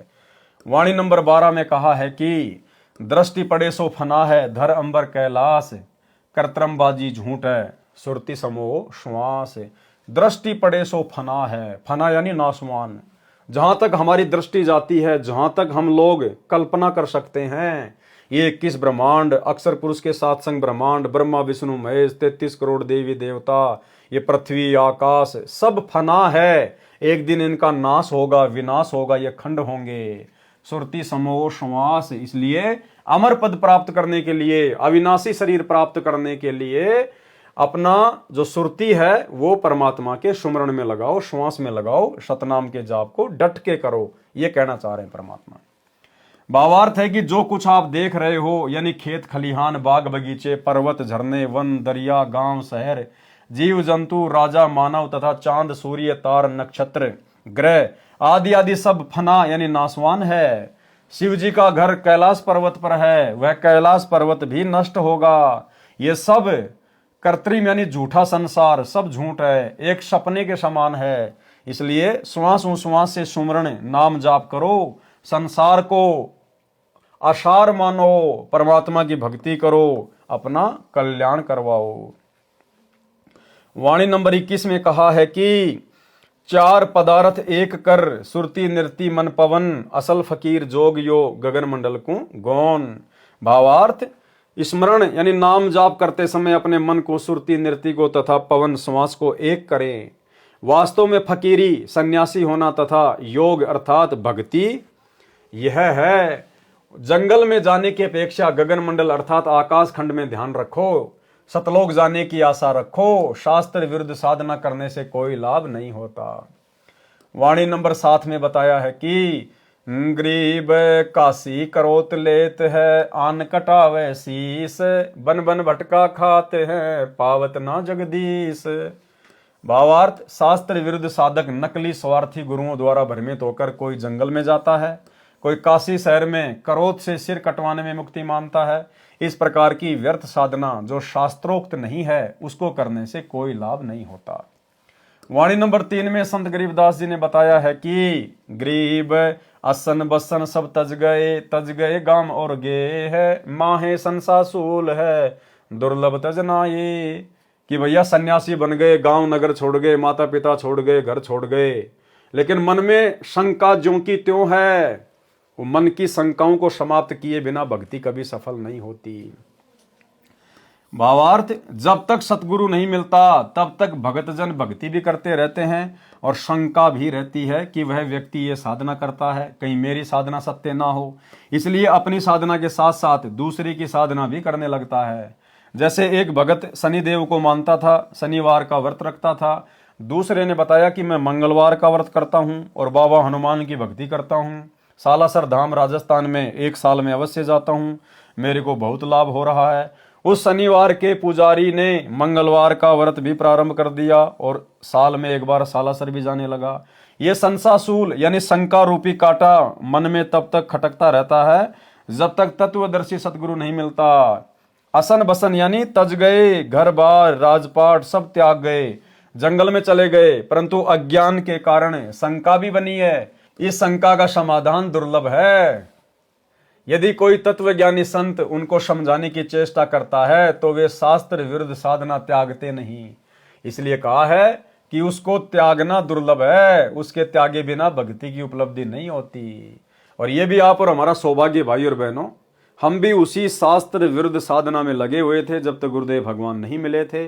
लेकिन आप और हम अति शीघ्र शास्त्र विरुद्ध साधना को छोड़कर गुरुदेव के चरणों में लग गए, ये भी आप और हमारा परम सौभाग्य। अन्यथा आत्माओं से शास्त्र विरुद्ध साधना को छुड़वाना भी बहुत जटिल कार्य है। वाणी नंबर 8 में कहा है कि गरीब संसा तो संसार है, तन पर धारे भेख, मरकब हो है कुम्हार के, सन्यासी और शेख। भावार्थ, भक्ति मार्ग किसका सही है और किसका गलत है, ये शंका पूरे संसार में है। और भगत जन अपने अपने पंथों की पहचान बनाए रखने के लिए शरीर के ऊपर भिन्न भिन्न पोशाक पहनते हैं, या कान चिराकर, जटा सिर पर बाल बढ़ाकर अपने अपने पंथों की पहचान बनाकर साधना करते हैं। तत्व ज्ञान के अभाव से शास्त्र के विपरीत साधना करके हिंदू धर्म के सन्यासी तथा मुसलमान धर्म के शेख कुम्हार के घर गधे बनेंगे, यानी मोक्ष तो होगा नहीं, पशु शरीर मिलेगा। वाणी नंबर 5, गरीब नित ही जामे नित मरे, संशय माही शरीर, जिनका संसा मिट गया सो पीरन सिर पीर। भावार्थ, जब तक शंका का समाधान नहीं होता तो जीव कभी कोई साधना करता है, कभी कोई। जन्म मरण नित्य यानी सदा बना रहता है। जिनको पूर्ण गुरु मिल गया उनकी शंका समाप्त हो गई, वे पीरन के पीर यानी गुरुओं के गुरु हैं, यानी वे ज्ञानी हैं। संसार में भगत यह विचार करके रहे और भक्ति करे। गरीब पंछी घाल्या आलहना, आलना यानी घोंसला, तरवर छाया देख, तरवर यानी पेड़ की छाया देख के पक्षी ने अपना घोंसला डाला। गर्भ जुनी के कारण मन में किया विवेक। भावार्थ, जैसे पक्षी ने गर्भ धारण किया तो विवेक यानी विचार किया, वृक्ष की अच्छी छाया देखकर घोंसला बनाया। इसी प्रकार भाई बहनों को तत्व ज्ञान से पता चलेगा कि भाई यहाँ तो 84 लाख योनियों का दंड भयंकर है। अगर काल की बंद से छुटकारा नहीं हुआ तो तपतशिला का कष्ट, नरक का कष्ट, फिर 84 लाख योनियों का कष्ट। इस डर से फिर वो परमेश्वर की भक्ति में लगेगा, अपनी सुरती, अपना ध्यान परमेश्वर में लगाएगा। जिस प्रकार पक्षी को जब गर्भ होता है तो उसको चिंता बन जाती है, उसने अपना घोंसला डालना पड़ता है। इसी प्रकार जब भगत को तत्व ज्ञान से चिंता बनेगी तभी भगत भक्ति मार्ग पर दृढ़ होकर भक्ति पर लगेगा। वाणी नंबर 23, गरीब जैसे पंछी बन रम्या, संध्या ले विश्राम, प्रातः समय उड़ जाते हैं सो कहिए निष्काम। गुरुदेव समझाना चाह रहे हैं कि भगत को इस प्रकार से निष्काम भाव से भक्ति मार्ग पर जीवन यापन करना चाहिए। किसी भी वस्तु का संचय संग्रह नहीं करना चाहिए, आवश्यकता से ज्यादा जोड़ जुगाड़ नहीं लगाना चाहिए। जैसे पक्षी होता है, रात को किसी भी पेड़ पर जगह देखकर बैठ जाएगा, सुबह उड़ के चला जाएगा, फिर उसका उस पेड़ से कोई लेना देना नहीं होता है। गरीब जैसे पंछी बन रम्या, संध्या ले विश्राम, प्रात समय उड़ जाते हैं सो कहिए निष्काम। भावार्थ, जैसे पक्षी सारा दिन वन में घूमता रहता है, सूर्य अस्त होने के समय, शाम के समय किसी भी पेड़ पर बैठकर रात्रि व्यतीत करता है, प्रातः काल उड़कर चला जाता है, वह उस पेड़ से लगाव नहीं रखता। इसी प्रकार तत्व ज्ञान प्राप्त भगत ने संसार को समझना चाहिए, अपने आवास को सीमित यानी छोटा बनाए। यानी भगत अपना जो घर बनावे, अपना जो मकान बनावे, परमात्मा कहते हैं आवश्यकता से ज्यादा नहीं बनाना चाहिए। 2 कमरे की जरूरत है, 2 मंजिल ठोक दिया, दुनिया भर का मार्बल लगा दिया, चिप्स लगा दिया, किस लिए भैया? छोड़ के जाना पड़ेगा एक दिन, क्यों वो पैसा बर्बाद कर रहे हो? अपने आवास को सीमित यानी छोटा बनाएं, ये उद्देश्य रखें कि सुबह मृत्यु के समय सब छोड़कर उठ जाना है। ये तो अस्थायी ठिकाना है, स्थायी ठिकाना सतलोक है, वहां जाना है। और वहां घर बनाने की जरूरत नहीं, वहां तो बने बनाए महल हैं, बने बनाए महल। इस काल के पास भी नहीं है रहने के लिए ऐसा, वहां परमेश्वर की आत्माओं के पास है। सरलार्थ, वाणी नंबर 1, गरीब बैराग नाम है त्याग का, 5-25 माही, जब लग संसा सर्प है तब लग त्यागी नाही। भावार्थ, 5 तत्व तथा प्रत्येक 5-5 प्रकृति हैं, यानी 5 तत्व हैं और कुल मिला के उनकी जो प्रकृति है वो कितनी है? 25 है।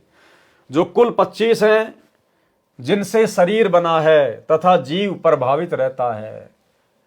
यानी इस शरीर में रहते सहते वैराग्य करना है, वैराग त्याग का दूसरा नाम है। जिन भक्तों को तत्व ज्ञान हो जाता है तो उनको वैराग्य हो जाता है।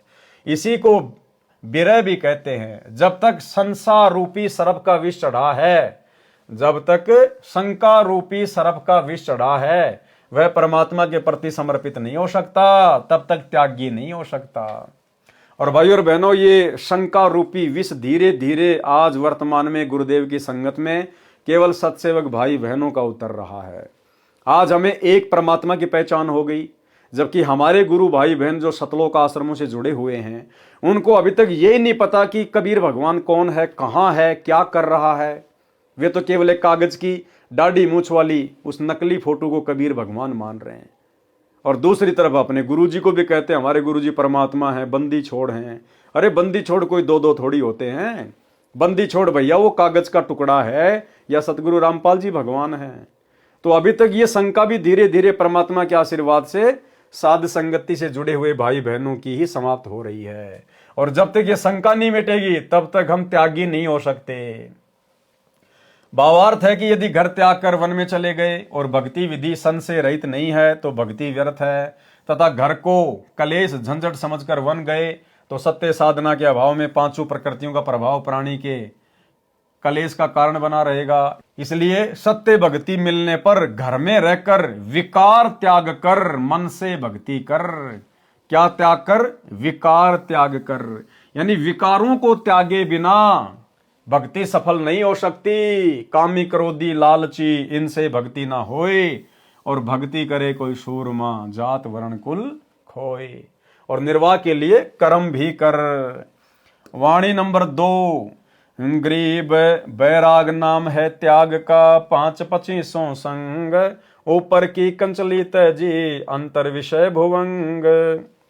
सरलार्थ, शरीर की 25 प्रकृति अपना प्रभाव शरीर 5 तत्व के पुतले पर जमाए रखती हैं।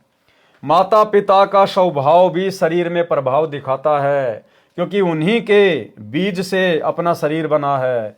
अच्छे स्वभाव के माता पिता से शरीर बना है तो भक्ति में सहयोगी होता है। यदि शराबी, कबाबी, चोर, रिश्वतखोर, डाकू से शरीर मिला है, जन्म हुआ है, तो उसका प्रभाव भक्ति में बाधा करता है। लेकिन यदि हम गुरुदेव के तत्व ज्ञान को आधार बनाकर संघर्ष करेंगे, चिंतन मनन करेंगे, तो उस प्रभाव को समाप्त किया जा सकता है। उससे संघर्ष करते हुए तत्व ज्ञान को आधार बनाकर विरह वैराग्य को बनाए रखें। इसे कहा है कि बैराग नाम है त्याग का। शरीर की प्रकृति से संघर्ष करते हुए इन्हीं 5-25 में रहते हुए इनसे प्रभावित न हों तथा भक्ति की भावना बनी रहे। यदि ऐसा नहीं है तो ऊपर की कांचड़ी सर्प की कंचुली की तरह शरीर के वस्त्र बदल लेने मात्र से बैरागी नहीं बन जाता।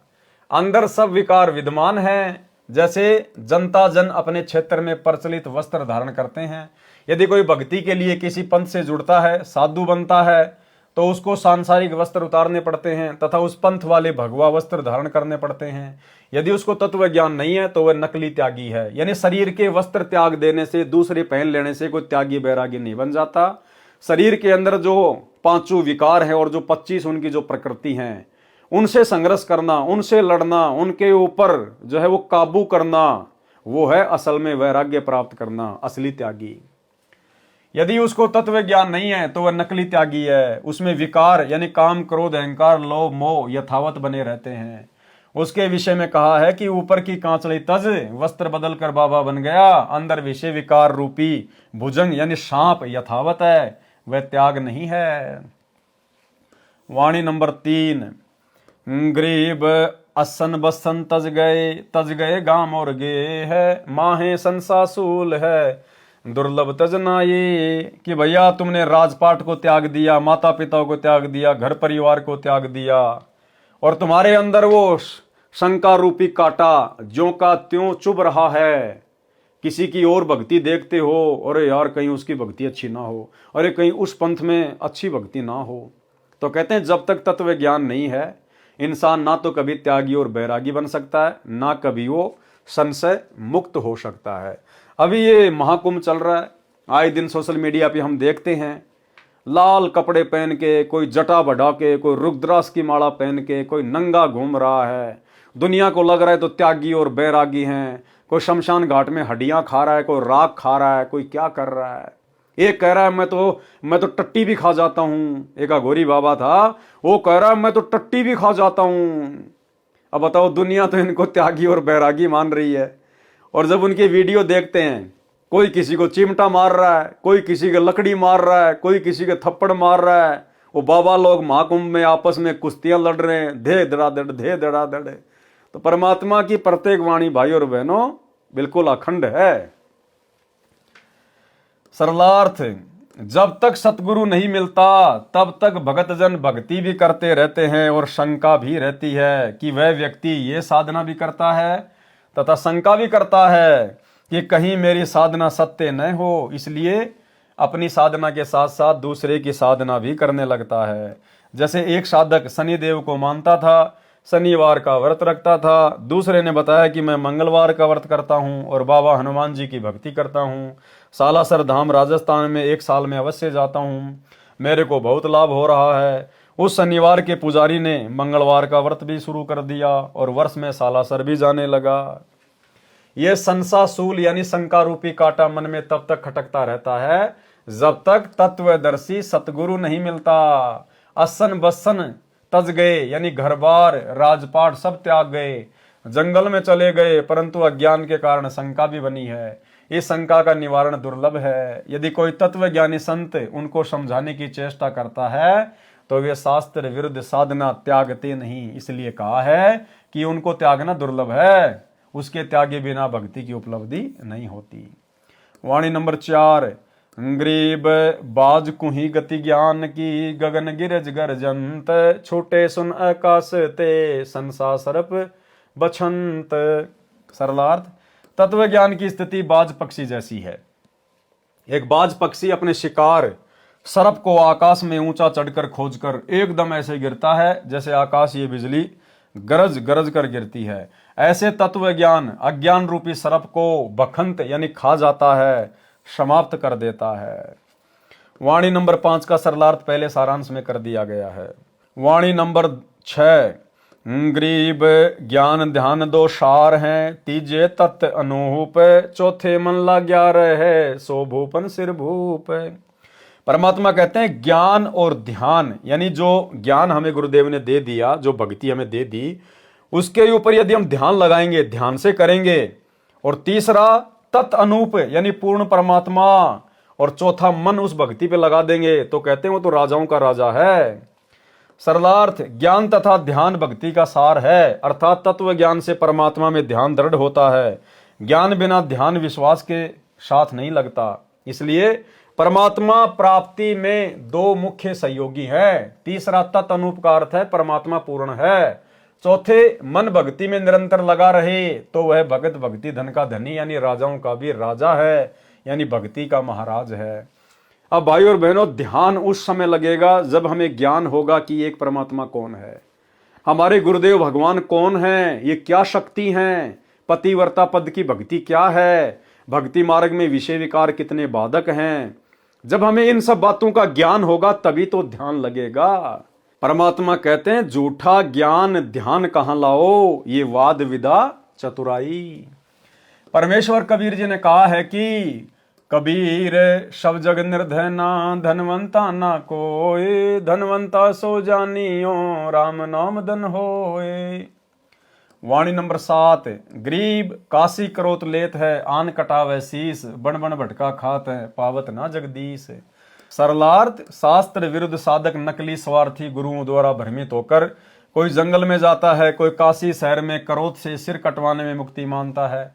इस प्रकार की व्यर्थ साधना जो शास्त्रोक्त नहीं है उसे करने से कोई लाभ नहीं होता, यानी परमात्मा नहीं मिलता।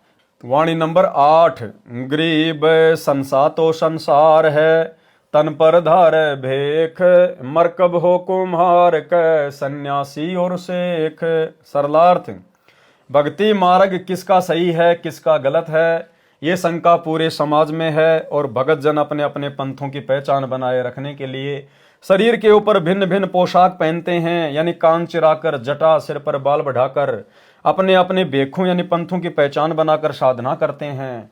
तत्व ज्ञान के भाव से शास्त्र के विपरीत साधना करके हिंदू धर्म के सन्यासी तथा मुसलमान धर्म के शेख आदि कुम्हार के घर गधे बनेंगे, यानी मोक्ष तो होगा नहीं, पशु शरीर मिलेगा। वाणी नंबर 9। गरीब मन की झीनी नात जी, दिल ही माही दलाल, हरदम सौदा करते हैं कर्म कुसंगति काल। सरलार्थ, तत्व ज्ञान ना होने के कारण मन का सूक्ष्म दोष समाप्त नहीं हुआ। दिल में मन रूपी दलाल बैठा है जो गलती करवाता है। वह प्राणी हर श्वास में जो भक्ति करता है उसके साथ धोखे का सौदा मन करता है। सत्य साधना से मुंह मोड़ता है, व्यर्थ साधना चाहे कितनी ही कठिन हो उसे करता है। जैसे खड़ा होकर या बैठकर तप करना, विकट पहाड़ियों पर चढ़कर किसी मंदिर में धोख मारने जाना, कावड़ लाने के लिए पैदल चलना आदि आदि महा कठिन साधना में कोई आलस नहीं करता। ये धोखे का सौदा मन करता है, ये गलत सत्संग का परिणाम है। वाणी नंबर 10। गरीब मन से ती खोटी घड़े, तन से सुमरण कीन, माला फेरे क्या हुआ दूर कुटन बेदीन। सरलार्थ, ऐसे व्यक्ति साधु का स्वांग करके मन से खोटी घड़े यानी बुरे विचार करते हैं, यानी गंदी सोच रखते हैं, तन यानी शरीर से सुमरण करते रहते हैं। ऐसे माला फिराने से कोई लाभ नहीं होता। दूर कुटुन बेदीन यानी हे धर्महीन खोटे व्यक्ति, परमात्मा ऐसे व्यक्ति से दूर है, कभी नहीं मिलेगा। दास ने यूट्यूब पर वीडियो में देखा, एक महात्मा जी कुंभ के मेले में मोटी सी रुद्राक्ष की माला फेर रहा है और एक आदमी को दूसरे हाथ से लठों से मार रहा है। तो परमात्मा की वाणियां बिल्कुल सत्य है। गरीब तन मन एक अजूद करी, सुरती नृति लोलाई, बेड़ा पार समंद होई, जे एक पलक ठहराई।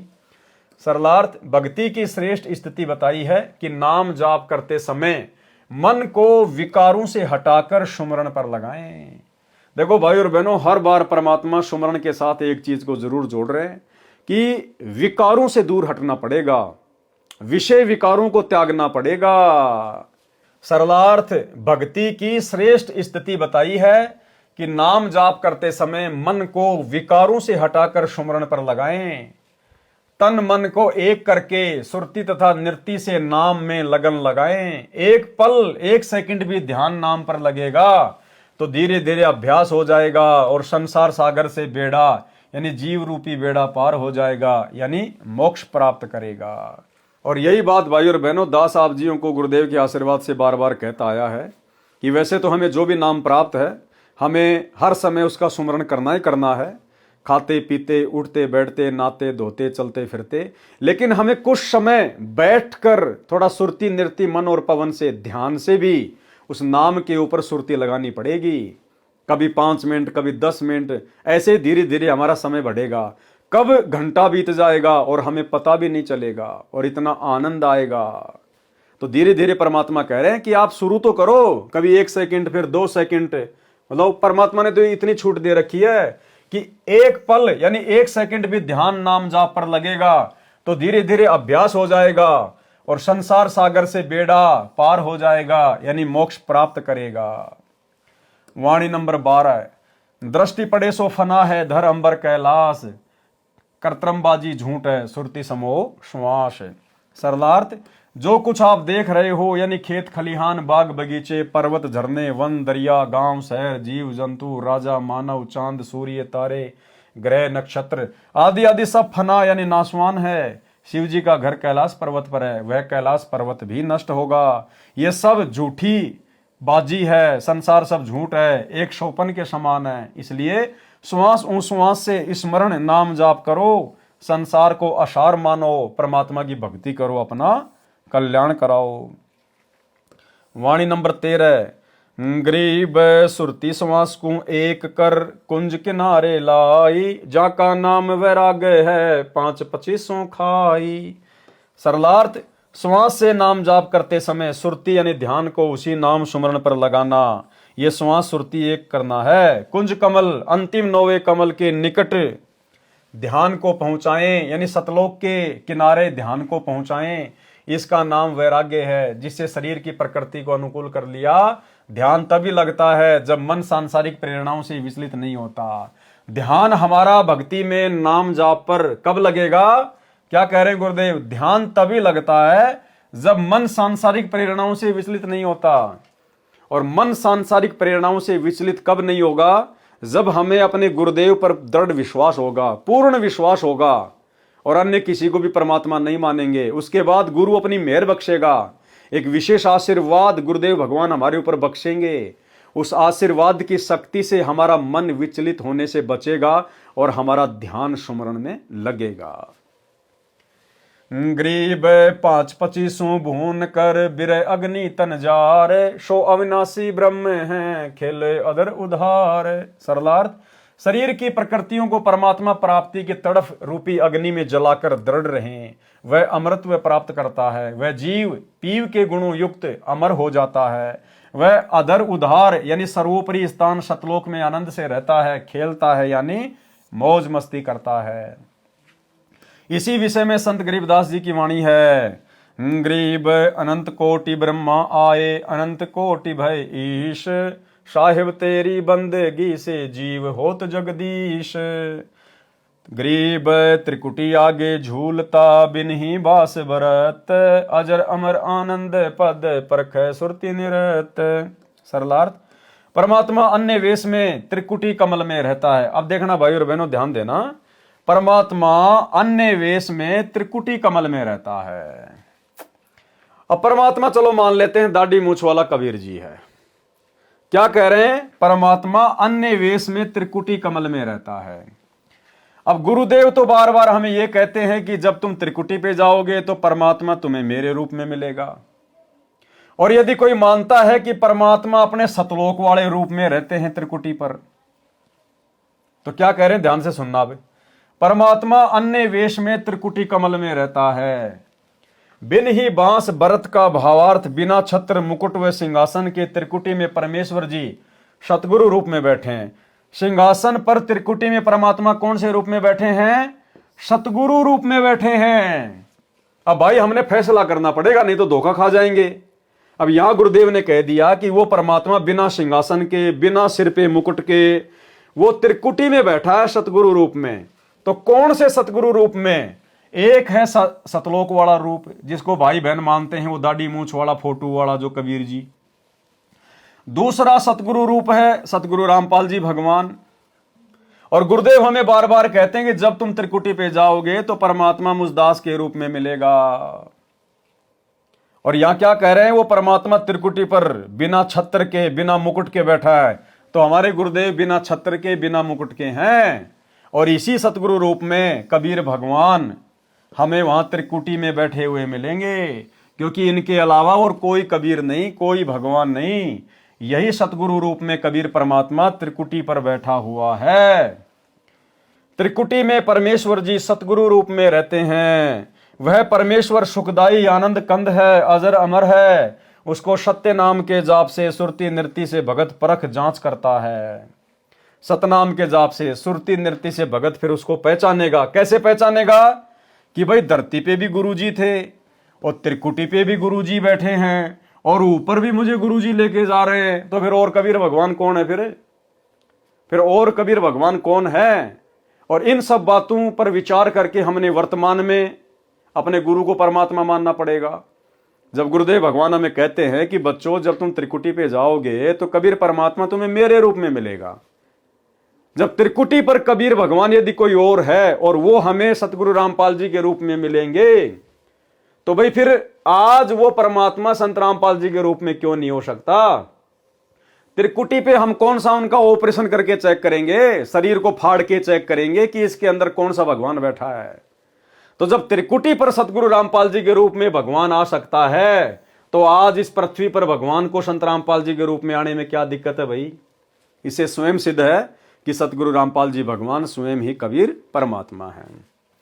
त्रिकुटी में परमेश्वर जी सतगुरु रूप में रहते हैं। वह परमेश्वर सुखदाई आनंद कंद है, अजर अमर है। उसको सत्य नाम के जाप से, सुरति नृत्य से भगत परख जांच कर, सतनाम के जाप से यदि सतगुरु रूप में विराजमान परमात्मा के चेहरे यानी स्वरूप में परिवर्तन नहीं होता है तो समझ जाता है कि वो भगवान है।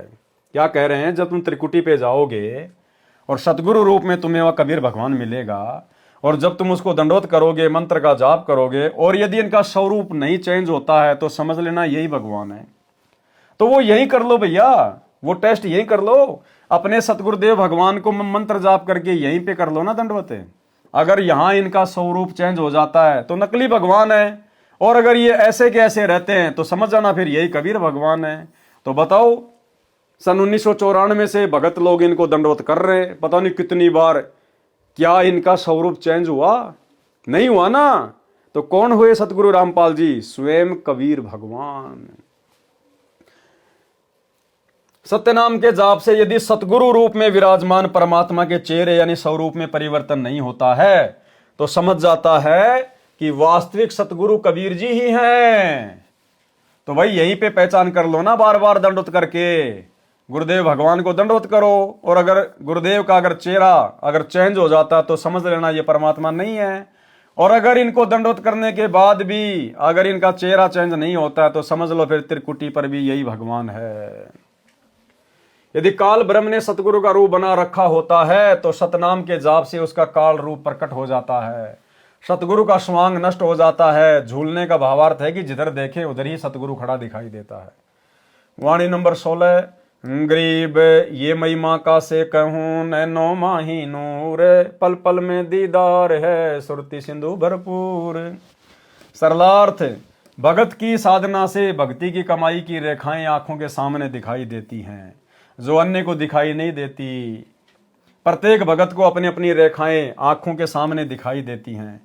पलकें बंद कर लेते हैं तो पलकों के अंदर दिखाई देती हैं, सूक्ष्म रूप बन जाती हैं। यदि किसी कार या बस के शीशे से बाहर दृष्टि दौड़ाते हैं तो शीशे को पार करके बाहर दिखाई देती हैं। एक भगत की रेखाएं, जिसे संत गरीबदास जी ने बंकड़ा साहिब भी कहा है, दूसरे भगत को दिखाई नहीं देती। इसलिए कहा है कि ये महिमा किसको बताऊं कि मेरे नैनों में आंखों में परमेश्वर का नूर दिखाई देता है, उसमें मैं पल पल क्षण क्षण में दीदार दर्शन करता हूं। मेरी सुरती नृत्य इस नूरी शक्ति से भरी है। सुरती दूर की वस्तु को देखती है, नृत्य उसका निरीक्षण करती है कि ये गाय है या भैंस, इसको सुरती तथा नृत्य स्पष्ट करती है। वाणी नंबर 17, गरीब झीना दरसे दास को, पोहप रूप परवान, बिन ही बेली गैबरे, सो अकल अमान। शब्दार्थ, झीना यानी सूक्ष्म पतला, दरसे यानी दिखाई देता है, दास को यानी भगत को, पोहप यानी पुष्प, रूप यानी के आकार में, परवान यानी पूर्ण रूप से प्रमाणित। वह बंकड़ा साहेब रूपी फूल किसी बेल लता के नहीं लगा है, वह तो अकल अविनाशी है। अमान यानी शांतिदायक है, गैबरे यानी विकसित होता है। सरलार्थ, भक्तों को वह सूक्ष्म रूप बंकड़ा साहिब रूपी फूल दिखाई देता है, वह बिना लता यानी बेल के विकसित होता है। जिस भगत को वह भक्ति की कमाई रूपी रेखाएं दिखाई देती है वह मोक्ष का अधिकारी हो चुका है। क्या कह रहे हैं गुरुदेव कि जिन भक्तों को अपनी आंखों के आगे काली काली रेखाएं दिखाई देती हैं, किसी को मक्खी जैसी, किसी को स्प्रिंग जैसी, वो जिधर भी देखेगा वो उधर ही जाएगी, ऊपर देखेगा ऊपर, नीचे देखेगा नीचे, आंखें बंद कर लेगा तो भी उसको वो दिखाई देंगी। गाड़ी में जा रहा है, शीशे से बाहर देखेगा तो भी उसको चलती हुई दिखाई देंगी। बहुत सारे भगत भाई बहन कहते हैं कि हमें आंखों के सामने सफेद सफेद दिखाई देती है, डॉट डॉट। तो वो नहीं है, वो बंकड़ा साहिब नहीं है, वो नूर नहीं है। वो तो हमारे शरीर की जो व्हाइट सेल है, जो सफेद जो कोशिकाएं हैं वो होती हैं। जैसे आप अपनी आंखों को यूं मसड़ोगे तो आपको सफेद सफेद से वो मच्छर से दिखाई देंगे, तो वो नहीं हो, यहाँ पे उनकी बात नहीं हो रही। हमें जो दिखाई देगा वो रेखाएं सी होती हैं, कोई स्प्रिंग जैसी, कोई मक्खी जैसी, कोई मच्छर जैसी, ब्लैक ब्लैक सी। यूं देखोगे तो वो इधर जाएगी, यूं देखोगे इधर जाएगी, आंखें बंद करोगे तो भी वो आपको घूमती हुई नजर आएंगी। तो परमात्मा कहते हैं कि वो इस बात का प्रतीक है कि गुरुदेव भगवान पल पल तुम्हारे साथ हैं। तुम्हारी आंखों में नूर के रूप में बैठा हुआ परमात्मा, उस भगत को एक क्षण भी परमात्मा अपने से दूर नहीं करता है। और ये कुछ भक्तों को उसके पिछले जन्मों की भक्ति के कारण भी दिखाई देती हैं। जो अनुपदेशी हैं, जगत वाले हैं, उनको भी दिखाई देते हैं। और जिनको नहीं दिखाई देती फिर वो सतगुरु से उपदेश ले लेते हैं। तो मंत्रों का जाप करने के बाद जैसे जैसे भक्ति उनमें समाएगी वैसे उनको दिखना शुरू हो जाएगा। ये सबको होगा, किसी को पहले किसी को बाद में, धीरे धीरे परमात्मा सब पे दया करते हैं। दास को तो ये बचपन से ही दिखाई दिया करते थे। बचपन में दास को थोड़ा थोड़ा था, और अब गुरुदेव की शरण में आने के बाद में परमात्मा ने अब दया कर रखी है। तो पहले दास समझ नहीं पाता था कि ये क्या घूमता आंखों के आगे। कभी एकांत में चारपाई पे लेटा होता था। उस समय तकरीबन दास 7वीं या 8वीं में अपनी पढ़ाई करता था। तो ऐसे खेत खलिहान में चले जाया करते थे, दिन में पेड़ के नीचे चारपाई डाल के ऐसे लेटे रहते थे, रेडियो में गाने सुनते रहते थे। तो वो आंखों के सामने चलता था, वो काला काला, वो ब्लैक ब्लैक। अब उस समय तो मनोरंजन की दृष्टि से देखा करते थे, कभी यूं कभी यूं, कभी ऊपर कभी नीचे। अब गुरुदेव भगवान के आशीर्वाद से पता चला कि वो तो परमात्मा का नूर है, हमारी भक्ति धन है वो, जो हमें दिखाई देता है। भक्तों को वह सूक्ष्म रूप बंकड़ा साहिब रूपी फूल दिखाई देता है, वह बिना बेल के विकसित होता है। जिस भगत को वह भक्ति की कमाई रूपी रेखाएं दिखाई देती है, वह मोक्ष का अधिकारी हो चुका है। यदि आजीवन मर्यादा में रहकर भक्ति करता रहेगा तो वह अमर होगा, आनंद व चैन से सतलोक में रहेगा। वाणी नंबर 18। गरीब अकल अभूबी आदि है, जाका नाही अंत, दिल ही अंदर देव है, निर्मल निर्गुण तंत। सरलार्थ, अकल का अर्थ है अविनाशी, जिसका काल ना हो। भूमि का अर्थ है ऊपर के चारों लोक, जो अमर धरती है। वह सनातन है, उसमें निवास करने वाला निर्मल निर्गुण अव्यक्त देव परमेश्वर, जो तंत यानी सब देवों का सार प्रभु यानी कुल का मालिक है, वह हमारे दिल में बसा है। कौन? गुरुदेव भगवान। वाणी नंबर 19। गरीब तन मन से ती दूर है, माहे मंज मिलाप, तरवर छाया वृक्ष में सो आपे आप। सरलार्थ, वह परमेश्वर दूर सतलोक में है, जिसे स्थूल शरीर तथा मन की कल्पनाओं से नहीं देखा जा सकता। वैसे उस प्रभु का प्रभाव शरीर में भी है, इस प्रकार जीव से मिला भी है। जैसे पेड़ की छाया पेड़ का ही प्रतिबिंब होती है, ऐसे परमेश्वर तो शतलोक आदि आदि ऊपर के लोकों में है। उसकी शक्ति पेड़ की छाया की तरह सर्व ब्रह्मांडों में फैली है। वाणी नंबर 20। गरीब 9 तत्व के तो 5 हैं, 5 तत्व के 8, 8 तत्व का एक है, गुरु लखाई बाट। यानी आंखों के सामने जो रेखाएं दिखाई देती है, किसी को 2, किसी को 4, किसी को 5, उस हिसाब से परमात्मा ने शक्ति का वर्णन किया है। सरलार्थ, आंखों में जो नूरी रेखाएं हैं वे संख्या में 14 हैं, जिनमें से 9 तत्व यानी परमेश्वर जी की 9 सिद्धियों के प्रतीक तो 5 हैं, 5 तत्व सिद्धियों के प्रतीक 8 हैं, तथा 8 तत्व सिद्धियों का प्रतीक 1 है, जो कुल मिलाकर 5, 8 + 1 14 है, जो भिन्न भिन्न शक्ति का ग्राफ है। ये बाट यानी मार्ग सतगुरु जी ने दिखाया है। वाणी नंबर 21। गरीब 4 पदार्थ एक कर, सुरती नृति मन पौन, असल फकीरी जोग योग अगर मंडल को गौन। यानी वास्तव में हम जब नाम का जाप करें, सुमरण करें, तो परमात्मा कहते हैं चारों जो पदार्थ हैं, सुरती नृति मन और पवन, यानी एकाग्रचित होकर अपने ध्यान को संसार से हटाकर हम उन मंत्रों का जाप करें, वास्तव में ये फकीरी है। इससे तुरंत हमें सतलोक की प्राप्ति होती है। सरलार्थ, सुमरण नाम जाप करते समय अपने मन को सुरती नृति को पवन यानी श्वास पर टिका कर रखें। वास्तव में फकीरी यानी सन्यासी होना तथा योग यानी भक्ति करना ये है। जंगल में जाने की अपेक्षा गगन मंडल अर्थात आकाश खंड में ध्यान रखो, सतलोक जाने की आशा रखो। शास्त्र विरुद्ध साधना करने से कोई लाभ नहीं होता। वाणी नंबर 22। गरीब पंछी घाल्या आलना, तरवर छाया देख, गर्भ छुनी के गारण मन में किया विवेक। भावार्थ, जैसे पक्षी ने गर्भ धारण किया तो विवेक विचार किया, वृक्ष की अच्छी छाया देखकर घोंसला बनाया। वाणी नंबर 23। गरीब जैसे पंछी बन रम्या, संजाले विश्राम, प्रात समय उठ जाते हैं सो कहिए ने काम। भावार्थ, जैसे पक्षी सारा दिन वन में रमता घूमता है, सूर्य अस्त होने के समय शाम के समय किसी भी वृक्ष पर बैठकर रात्रि में समय व्यतीत करता है, प्रातः काल उड़कर चला जाता है, वह उस पेड़ से लगाव नहीं रखता। इसी प्रकार तत्व ज्ञान प्राप्त साधक को संसार असार समझना चाहिए। अपने आवास को सीमित यानी छोटा बनाए, ये उद्देश्य रखें कि सुबह के समय यानी मृत्यु के समय सब छोड़कर उठ जाना है। ये तो अस्थायी ठिकाना है, स्थायी ठिकाना तो सतलोक में है। वाणी नंबर 24। गरीब जाके नाद न बिंद है, घटमट नहीं मुकाम, गरीब दास सेवन करे आदि अनादि राम। सरलार्थ, जिस परमेश्वर का शरीर 5 तत्व से निर्मित नहीं है, उस परमेश्वर को वही प्राप्त कर सकता है जिसने नाद यानी वचन के शिष्य रूपी परिवार को तथा बिंद यानी शरीर के परिवार को अपना न मानकर परमेश्वर के बच्चे माने हैं।